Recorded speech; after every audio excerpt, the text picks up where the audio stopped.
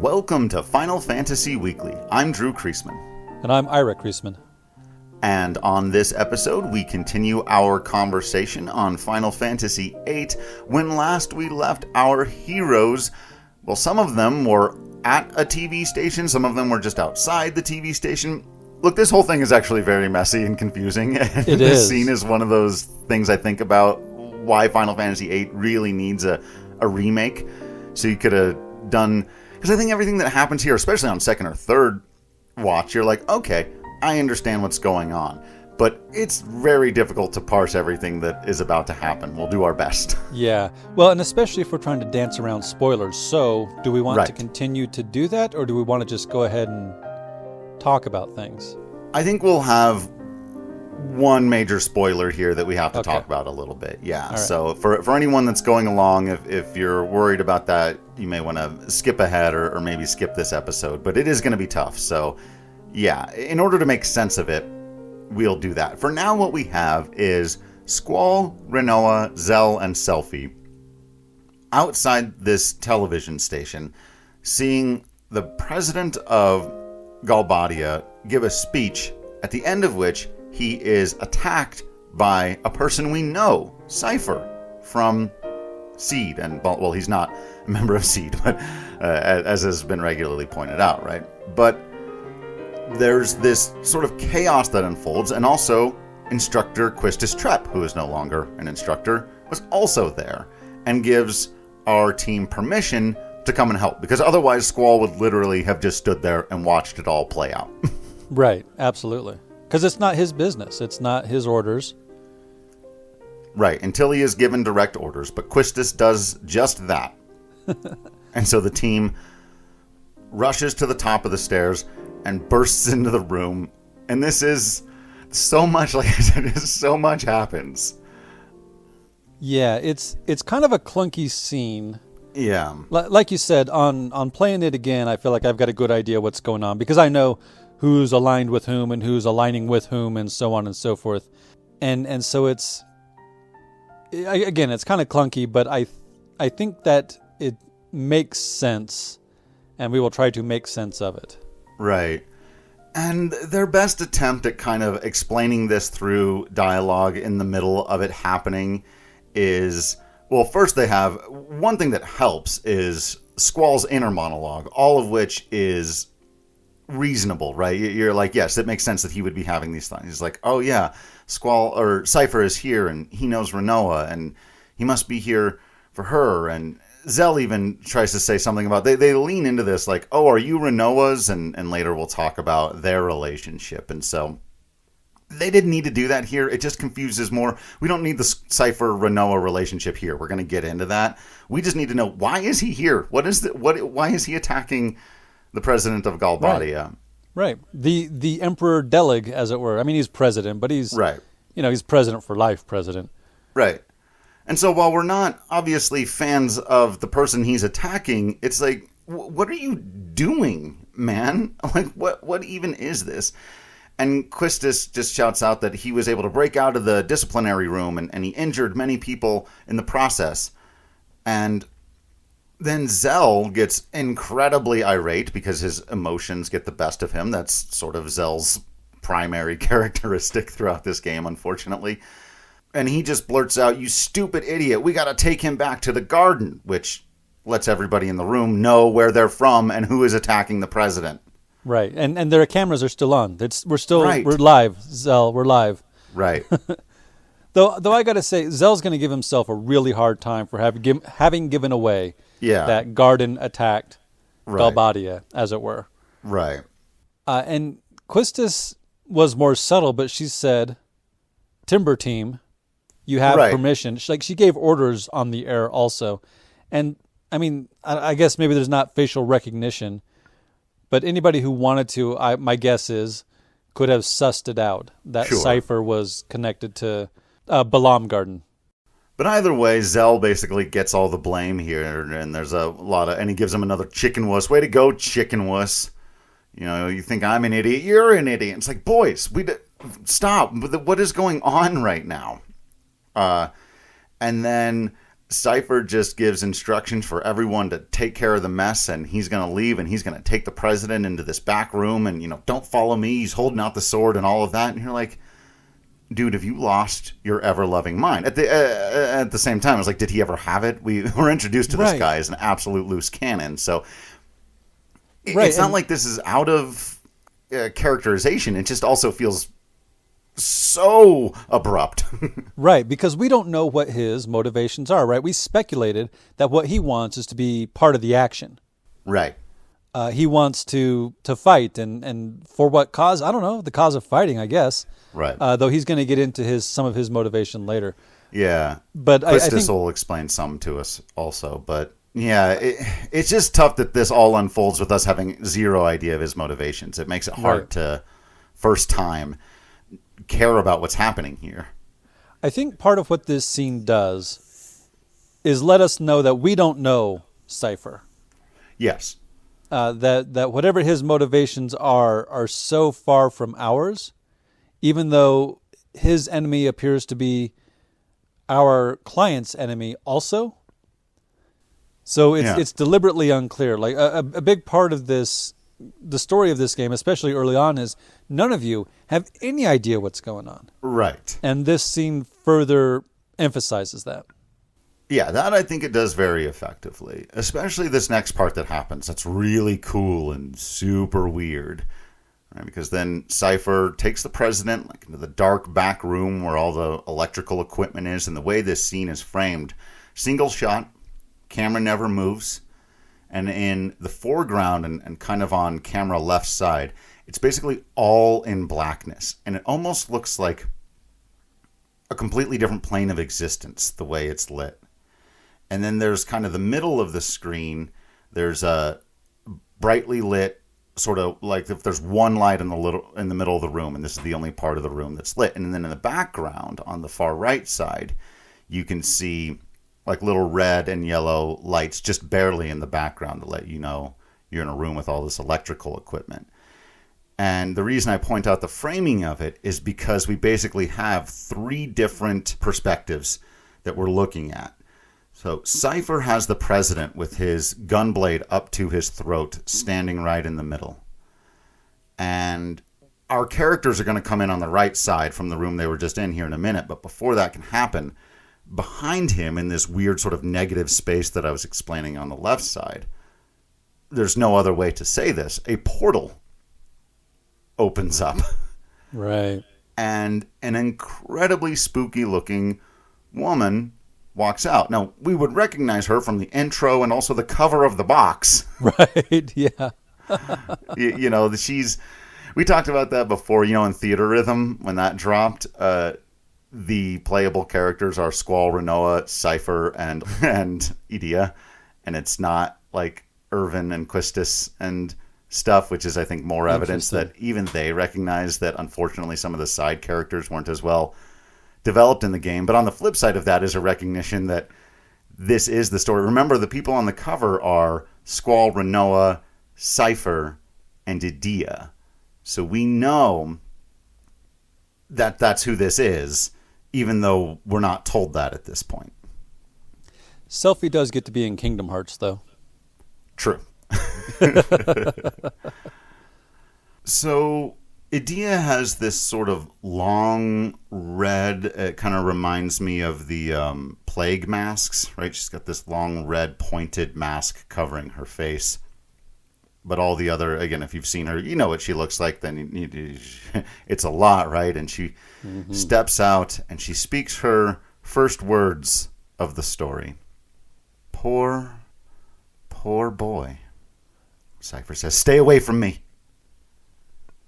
And she says, "Such a confused little boy. Are you going to step forward? Retreat? You have to decide." So again, back to my framing of the scene, right? It's almost one of those devil on one side, angels on the other, but a little more clever and subtle than that, where it's like literally, are you going to step forward and go with this creepy woman, or are you going to go back to your, quote, friends, if we want to call them that? Right. But with the president at sword point, she seems unconcerned that he's even there. Right. The president is really not important to this story here in a bit. Like, right. He's outlived his narrative usefulness by this point, and definitely here in a bit. And yeah, it seems like a lot of these characters have motivations that we don't know, and the sorceress, Adia's motivation, who was just introduced as the ambassador from Galbadia. Right. She knows exactly what she wants. And she's taking advantage of the chaos and the confusion, not just of the characters, but of the players. And I think that is really interesting. I do too. And then again, all this stuff. We'll dance around spoilers for this part, I guess. She says, the boy in you is telling you to come with me. But the adult in you is telling you to back off. You can't make up your mind. You don't know the answer. You want help, don't you? You want to be saved from this predicament. Ooh. Like, yeah, you've done messed up, haven't you, young man? Wouldn't you like somebody to help you right now? Yeah. I can walk through walls and portals and time, maybe. I could absolutely help you right now. And, to his credit, it's clear that Cypher realizes he's being messed with here because he just says, shut up, leave me alone. To that end, it was such a rash thing. Yeah. That if his goal wasn't to be recruited by somebody, why would he have done what he did? Was he already being manipulated back at the garden when he busted out of the detention room? Which, is the detention room like a brig? Is it a prison? Yeah, that's how I was also speculating. I was like, I guess they've got a jail at their school, and you would have to with all these military children running around. Or maybe it's just an empty classroom. Sure. with a bored detention teacher. Yeah. But she says again, don't be ashamed to ask for help. Besides, you're only a little boy. Ugh. And that's when Cypher finally, yells out, stop calling me a boy. And they have this kind of back and forth over this word. She says, oh, you don't want to be a boy anymore. And I remember having a weird relationship with that word when I was a teenager. Mm-hmm. And Mom would refer sometimes to like my group of friends as the boys. You and the boy. Sure. And she didn't mean it like as a put down, but I remember there being a point after a while where I hated hearing that because I didn't think we were little boys anymore, Mm-hmm. And it has this weird kind of connotation. But I think this whole concept of challenging him to no longer be a boy, and even though the phrase isn't said here, sort of implied to become a man, or putting gender aside of it, becoming an adult, stepping away from childhood. Right. And there's this sort of, I kind of think of Cypher's concept of adulthood as being like a lot of the people I knew when I was younger, is like just partying and having sex with everybody and taking a bunch of drugs. That's what adults do. Right. And it's like, well, no, that's ironically a very childish concept of being an adult. And I think that's kind of what Cypher is going through here right now, right? It like screaming out, I'm not a boy is... Right. Well, yeah, that insistence that I'm an adult, you should treat me like an adult. Because I work with teenagers, and some of them do behave like adults. Right. And some of them behave like children, and most of them are somewhere in between. And I mean, really, I feel like I still am in a lot of ways, too. Sure, yeah, same. But sometimes I'll refer to them as children. And I'm not trying to deliberately challenge them, but when they're behaving childishly, children behave. And every once in a while, someone will say, I'm not a child, I'm an adult. I say, well, then you should behave like it. Because right now what you're doing is pretty childish. Yeah. And most of them get that. Okay, fair enough. Because it's not meant to be a challenge. It's just meant to be a recognition of behavior. Right.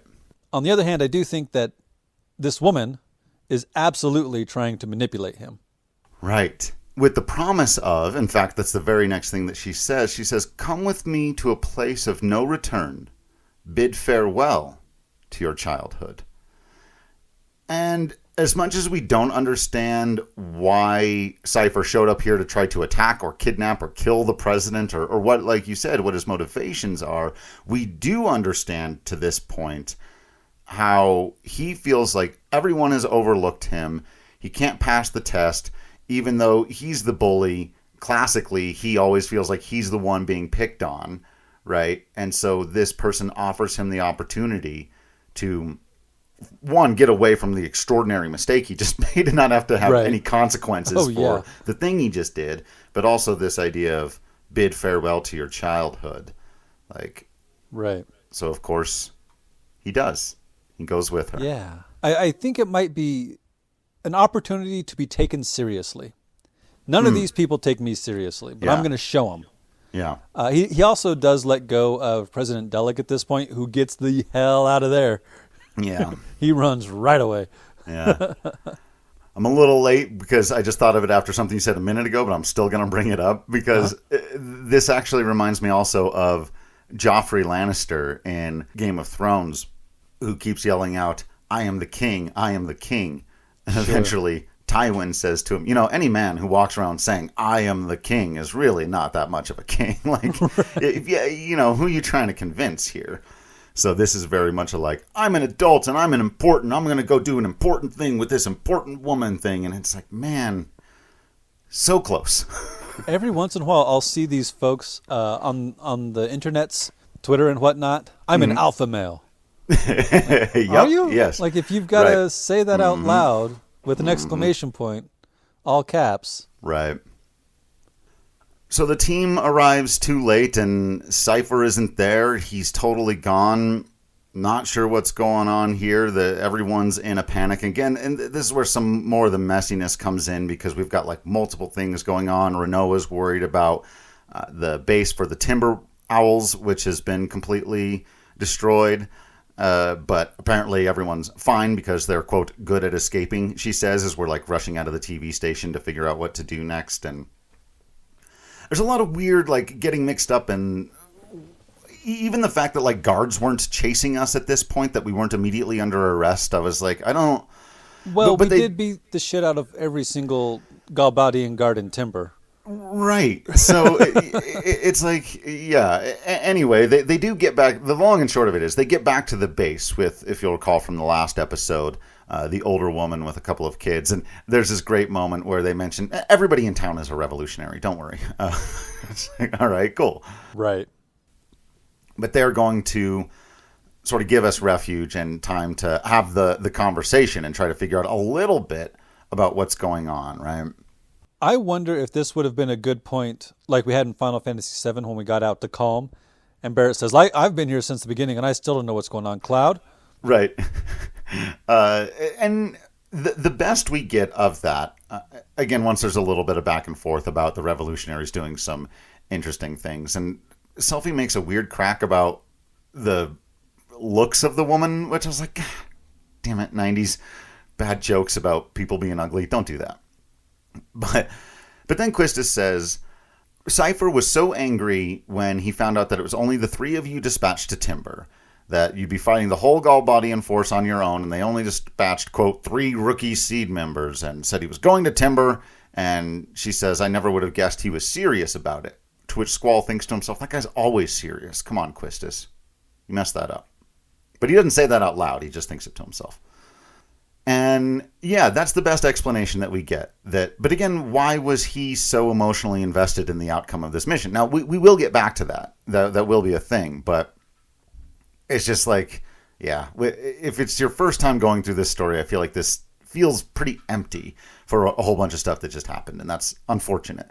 Second time through, though, it's all there. So at least it's not like it doesn't work or whatever, right? Right. I do feel like it errs too much on the side of playing coy, of hiding everyone's motivations for a reveal later. Yeah. And I think that's a fine thing to do, but and maybe it's partly because it's translated, right? It's not originally in English, so maybe we're missing certain things or certain subtleties didn't get translated. But it does feel like it's aiming for all these reveals and therefore doesn't give us enough information to know enough to care. I mean, I care because I do. Sure. Like I'm an easy mark. But yeah, I think that might be part of the issue. What I do love about it is the way it gets us into this psyche of Squall and his weird connection with other human beings. So, okay, let's just do this conversation. This happens next, because we're going to have a couple of these with Squall now. Quistis says, I wonder what's going to happen to Cypher. Now, remember, they don't know that he's been kidnapped by a witch. They think he's just been taken by Galbadia, right? So they assume, he attacked the president on TV. And Squall says he may already be dead. Just says it. Like, that's logical, right? And Rinoa goes, how can you be so casual? I feel sorry for him. And Squall kind of chuckles, actually, and it's horrible because we see his inner thoughts again, right? Or we read them or whatever. He says, Cypher would hate to hear that someone was feeling sorry for him. That was the whole conversation we were just having, right? Take me seriously. I am not a child. You don't feel sorry for me. I'm serious. I'm tough. I can handle it. I'm an adult. But Squall doesn't explain why he's chuckling. And so Rinoa goes, what is wrong with you? Poor Squall. And why do you think he's dead? And Squall's like, he attacked the president? Like, come on. And then Rinoa goes, yeah, okay, I guess so. I hope he's alive. And then again, we get more Squall inner monologue, and he thinks to himself, think whatever you want.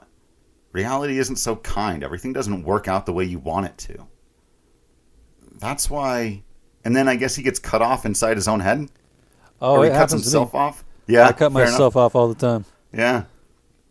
Now, I'll do minor spoilery here. And look, if you know where stories are going, and if you understand Final Fantasy, you probably knew this part of it at this point anyway, right? But what he's about to think to himself there is, that's why you don't get attached to people. That's why you don't get attached to outcomes. Reality isn't so kind. People die, and you get hurt. And getting hurt sucks, so that's why I'm the way I am. And it's just like, man, Rinoa's going to have to break that apart bit by bit. Yeah, well, I mean, they kind of all are.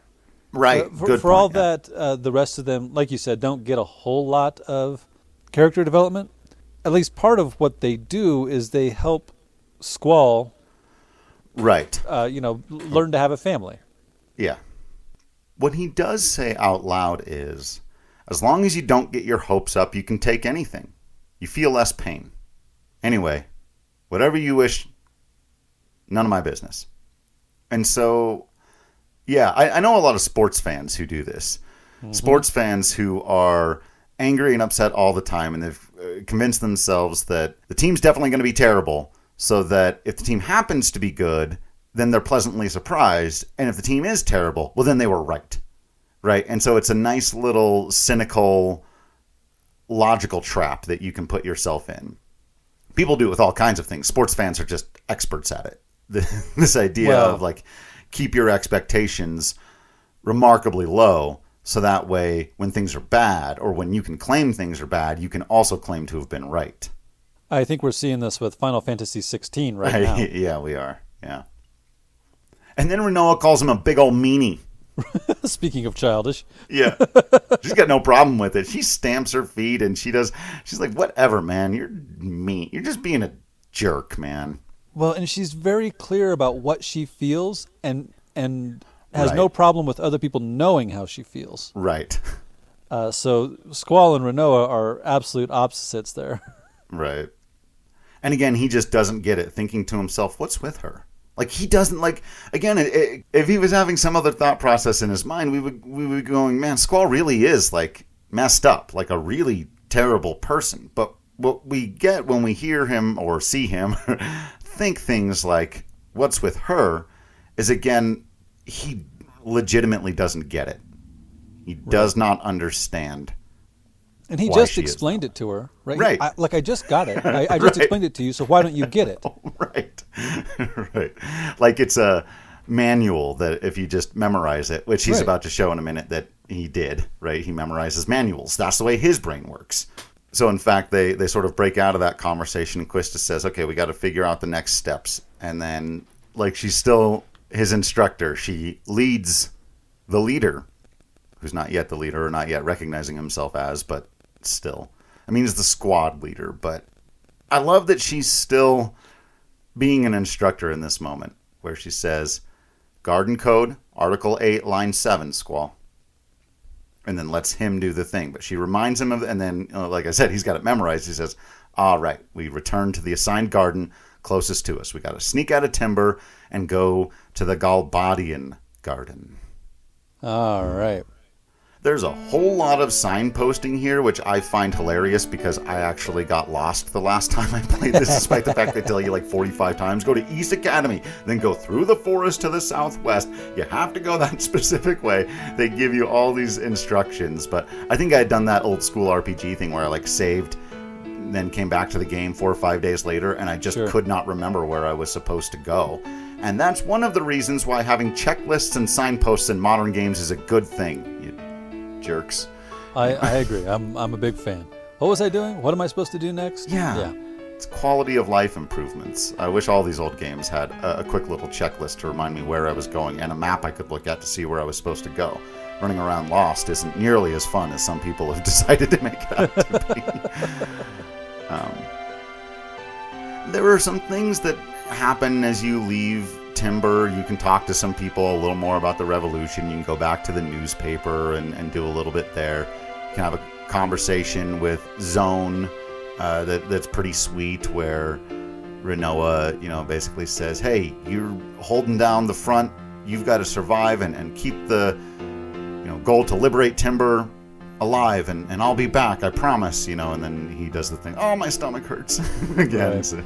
There's a bit about, like, there's not enough tickets, so Zone or Watch or somebody secures you tickets, but that means he can't get out, he's got to hang around.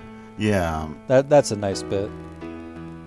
So yeah, you've got to leave that particular revolution behind for now, and you get on the train. Man, I love, almost as much as Selfie, I love all the trains. Well, and it's interesting that for all that we're always in conflict, the trains sometimes they don't run, but nobody's bombed the tracks, for example. Right. That is kind of interesting that transit stays open. So you take the train out to something called East Academy, and you go through the forest west of the station, if you remember to do so. With all the blue markings, don't forget. I do want to say again, and I know we've brought it up a few times about like some of the architecture and stuff, but like these trains and the different cities and where we're about to head to, though we're not there for a minute, just all this stuff. If anyone out there is an expert in architectural design and some of these things, I would love to talk to somebody who has the language that the two of us probably lack to explain it. But there is a thing in Timber when you're in one of those pubs where there's like a giant screen in the background that keeps changing from this like cat leopard face into something that looks like maybe one of the sorceresses or a witch, or I think of Kerrigan from StarCraft, but it's just like it almost looks like it could be an advertisement. Like it's going back and forth between these two faces, and that's all it does, very slowly back and forth. And it's like, why? What? What weird thing? But there's stuff like that all over this world. And another one of the reasons why I desperately want Final Fantasy VIII to be remade is because it feels so unusual. Like it's just epically bizarre.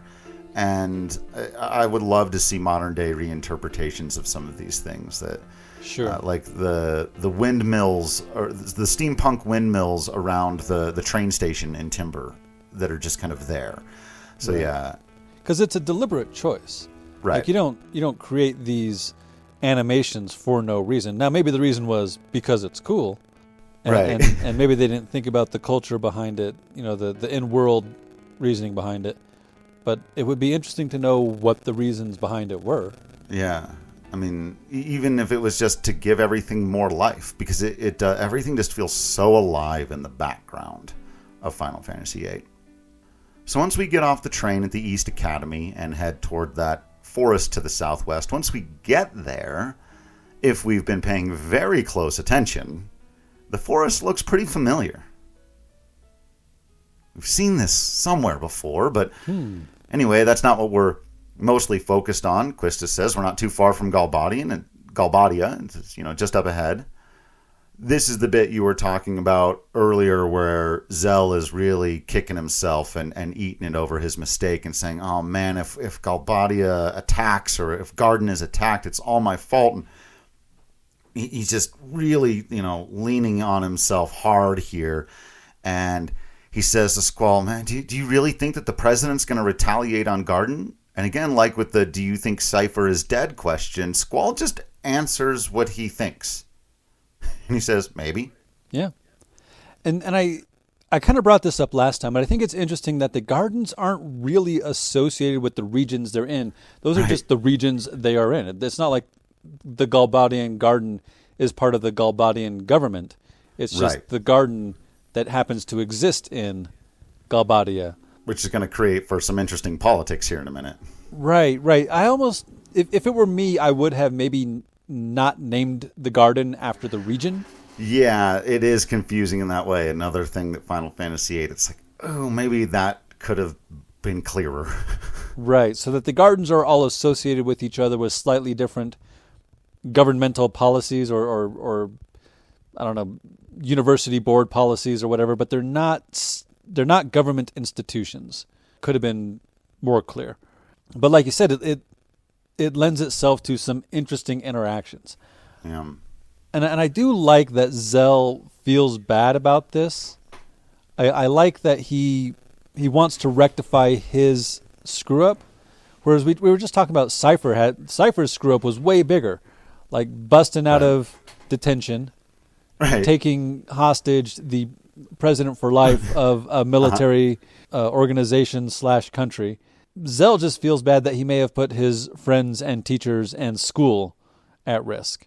And so seeing that dichotomy of one decides to totally evade responsibility and go with the evil witch, and the other wants to do everything he can to protect the garden. Right. So I think that's interesting. I like that a lot. So Squall won't let Zell off the hook and just say, you know what? They probably won't even attack, which is clearly what Zell was hoping for. So Zell goes to the next level of hopeful justification here and says, okay, but we've got a whole bunch of seeds at Balam Garden, right? So they wouldn't lose to Galbadia, would they? And Squall says, it depends how strong the army is. Yeah. How many troops? How many long-range missiles, right? How many tanks? How many, who knows what? Just got the ammunition. And Zell goes, I know, but... And Rinoa says, oh, some great leader you are. Do you actually have fun being so callous toward your comrades? And Squall thinks to himself, not again. None of this is fun for Squall. I'm not sure anything's fun for Squall right now. Rinoa says, Zell wants your support, which he was making very clear. He was fishing for it, man. And Squall says, I knew it was going to be... Or he doesn't say. He thinks, I knew it was going to be something like that. And Rinoa starts to talk about, you could encourage him.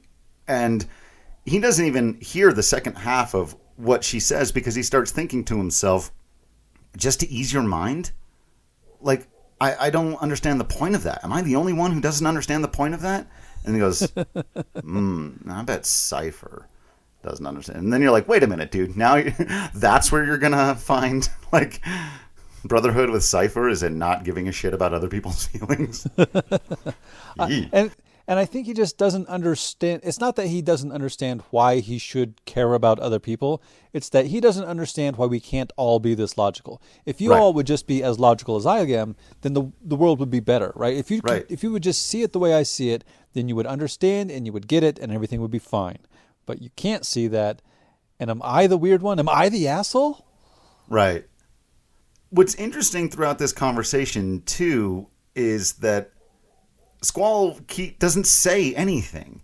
Rinoa's laying into him, and everything we get from Squall is inside of his head. So she goes on, don't you even think about the well-being of your comrades? And he just thinks to himself, I don't believe in relying on others. Like, what about the people that are relying on you, man?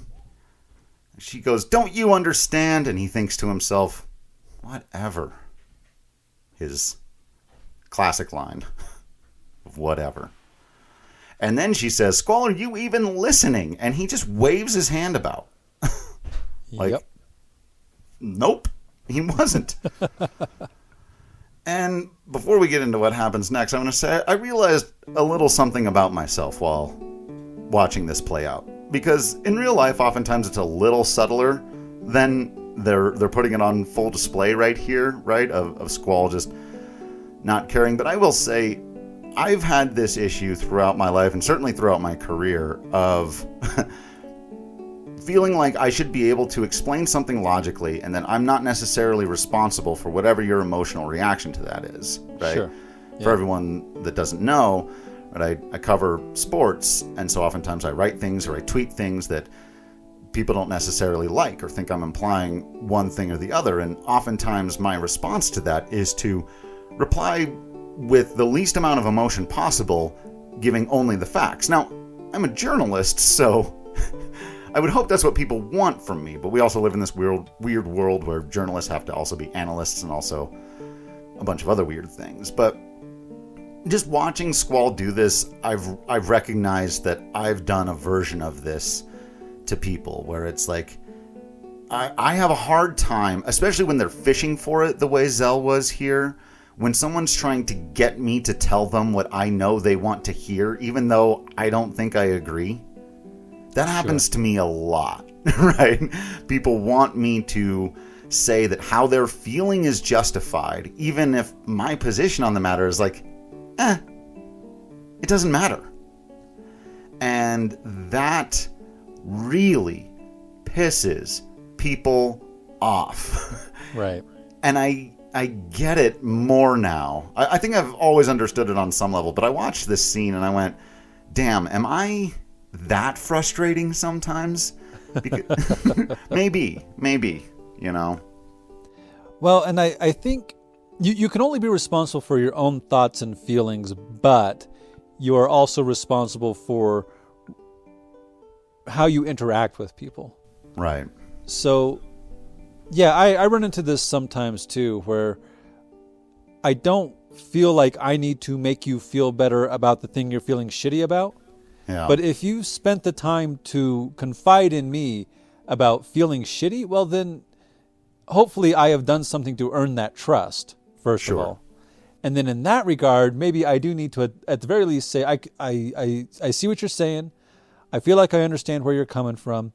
Here's my take on it. But I'm not going to necessarily agree with somebody who I don't agree with.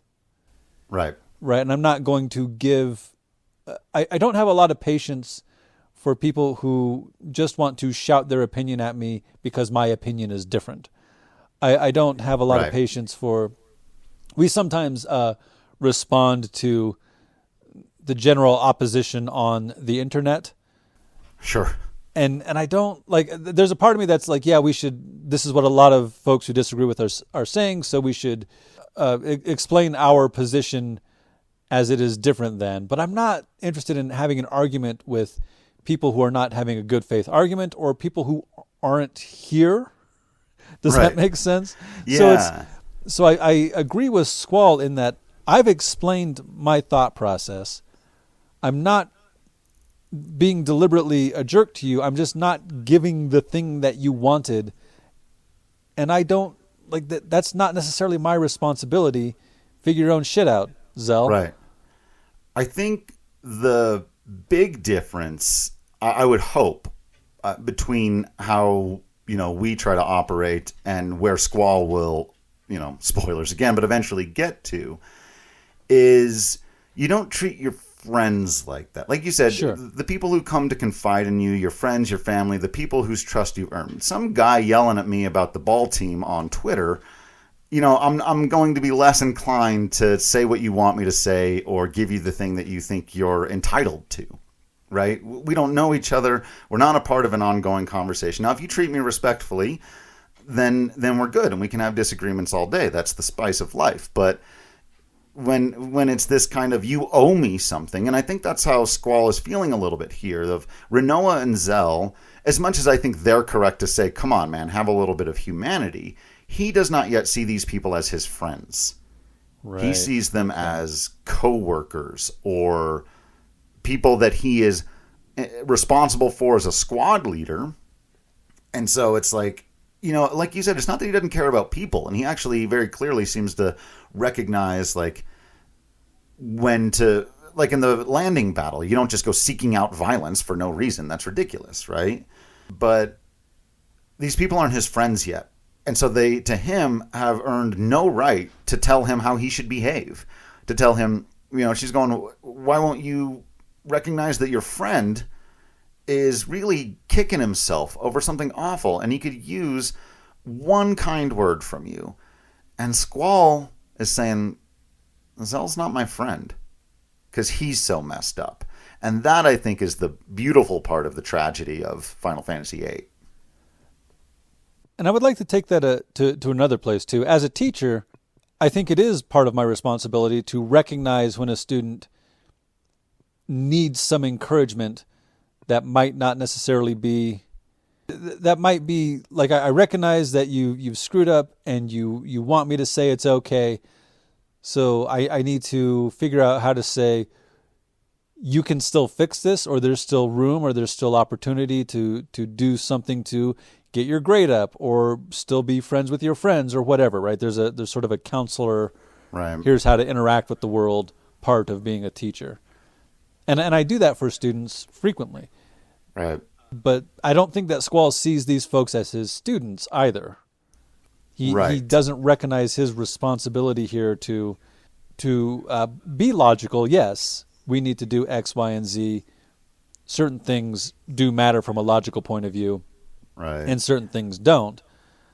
But recognizing how other people operate and helping them to be the best that they can be in that operation. Like a good leader here would say, oh yeah, what Zell needs in order to be his best is to get a little bit of, yeah, you screwed up, but not all is lost. Right. And Squall isn't there yet. So it's not even just that he doesn't see them as his friends. He doesn't recognize his responsibility as a squad leader, or even the best way to be a squad leader in order to get the best performance out of your guys. Right. And as always, there's the even further back culpability of the ever-present recognition that these are child soldiers raised in a military academy who are forced into an impossible situation, expected to be leaders and combatants and heroes at 17 years old. Though I will want to revisit this once we get the motivation behind Sid and Garden. Are they child soldiers, or are they, Power Rangers, Spider-Man, young heroes? Because Squall does not have the idealism of a Power Ranger or a Peter Parker. Right. Which is interesting. Yeah, it's an interesting inversion of the whole concept and trope, right? So, as Squall is emphatically not responding to Rinoa and is just thinking to himself, whatever, all of a sudden, very high screeching sound that's very uncomfortable starts coming over my speakers, and there's vibrations, and Squall reaches for his head and goes, oh no, this sensation. And he falls over. Quistis falls over. Selphie falls over. And Zell goes, hey, I remember this. Rinoa's like, what the hell? And Zell says, I think they went to the dream world.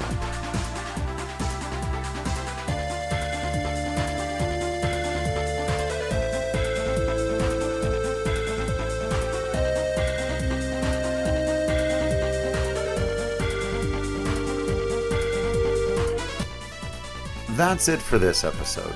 Thank you for listening, and thank you to everyone who's reached out to us. Feel free to let us know what we missed, got wrong, or should have mentioned by hitting us up on Twitter at FFWeeklyPod, or of course you can always find us in the Discord or leave a comment right here on the Patreon page. If you're interested in a lot more fun, nerdy conversation that my brother and I are having, including stuff about Mighty Morphin Power Rangers, the Teenage Mutant Ninja Turtles, and ongoing conversations about the Lord of the Rings and Rings of Power, please check out patreon.com/DC Productions. Join us next time for a little more dreaming with Laguna.